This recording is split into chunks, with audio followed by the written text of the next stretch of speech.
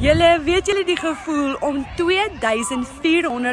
in een dag te maak? Ek het vanoggend voor 10 het ek $1,400 seil gemaak en net daarna $900 seil weer. Dit is amazing. Ek moet myself nog knyp om te besef, is hierdie werklik? Ek was 'n plain Jane mamma. Ek het geen inkomste gehad nie. Ek was 'n tuisplein mamma. Ek het op my man se H2A salaris staat gemaak en hierdie het 'n deur vir ons oopgemaak om my man terug te bring van die H2A program af.